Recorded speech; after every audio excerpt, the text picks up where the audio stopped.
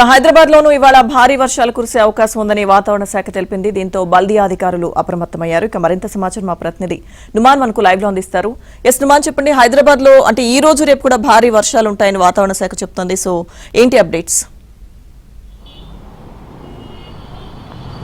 లక్ష్మీదుర్గ ఇటు బంగాళాఖాతంలో ఏర్పడినటువంటి అల్పపీడనం ప్రభావంతో ఇటు హైదరాబాద్తో పాటు తెలంగాణ రాష్ట్ర వ్యాప్తంగా కూడా మరో 48 గంటల పాటు భారీ నుంచి అతి భారీ వర్షాలు కురిసేటటువంటి అవకాశం ఉంది. ఇక ముఖ్యంగా ఇటు భాగ్యనగరానికి కూడా ఈరోజు సాయంత్రం నుంచి కూడా భారీ వర్షం కురిసేటటువంటి అవకాశం ఉందని కూడా వాతావరణ శాఖ అధికారులు చెప్తున్నటువంటి పరిస్థితి. మరోవైపు నిన్న రాత్రి కురిసినటువంటి కుండపోత వర్షానికి ఇటు హైదరాబాద్లో ఇటు లింగంపల్లి కానివ్వండి, మియాపూర్ కానివ్వండి, అదేవిధంగా ఇటు కుత్బుల్లాపూర్, జీడిమెట్ల, చింతలి, షాపూర్, దుండిగల్లో అత్యధికంగా వర్షపాతం నమోదైనటువంటి పరిస్థితి. మరోవైపు నిన్న రాత్రి కురిసినటువంటి వర్షంతో సిటీలో చాలా ప్రాంతాల్లో ఇంకా రోడ్ల మీద వర్షపు నీరు నిలిచిపోయినటువంటి సిచ్యువేషన్. ఈ నేపథ్యంలో ఇక ఆఫీసులకు వెళ్ళేటటువంటి టైం కావడంతో కొంత రోడ్ల మీద కూడా ట్రాఫిక్ జామ్ అవుతున్నటువంటి పరిస్థితి ఉందని చెప్పవచ్చు. సో ప్రస్తుతం నేను టోలీ చౌకీ దగ్గర ఉన్నాను. సో టోలీ చౌకీ నారాయణనగర్ జంక్షన్ దగ్గర రోడ్ల మీద వర్షపు నీరు నిలిచిపోయినటువంటి పరిస్థితి. ఈ నేపథ్యంలో ప్రస్తుతం ఇటు జిహెచ్ఎంసీ మాన్సూన్ బృందాలు, అదేవిధంగా ఏదైతే డిఆర్ఎఫ్ టీమ్స్ కూడా నగరంలో దాదాపు 141 వాటర్ లాగింగ్ ఏరియాస్ ఉన్నాయి. సో ఆ వాటర్ లాగింగ్ ఏరియాస్ దగ్గర కూడా మొత్తం నీళ్లను క్లియర్ చేసే పనిలో పడినటువంటి పరిస్థితి ఉందని చెప్పవచ్చు. సో ఈరోజు సాయంత్రం నుంచి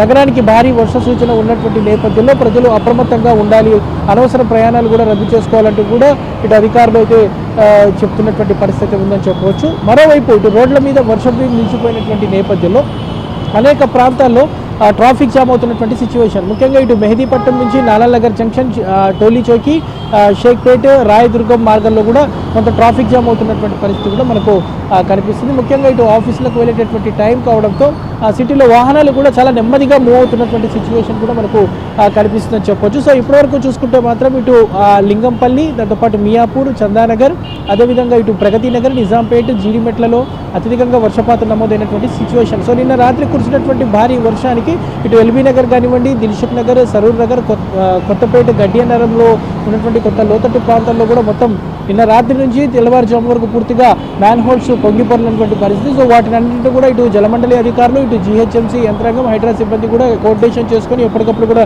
క్లియర్ చేసినటువంటి సిచ్యువేషన్ కూడా మనకు కనిపిస్తుందని చెప్పవచ్చు. సో ప్రస్తుతం మనము ఏదైతే ఇటు మెహదీపట్నం నుంచి నారాయణనగర్ మార్గంలో కూడా చూస్తున్నటువంటి పరిస్థితి ఉంది. సో మొత్తానికైతే ఇటు ఎడతెరిపి లేకుండా కురుస్తున్నటువంటి వర్షాల నేపథ్యంలో ఇటు ప్రజలు అప్రమత్తంగా ఉండాలి.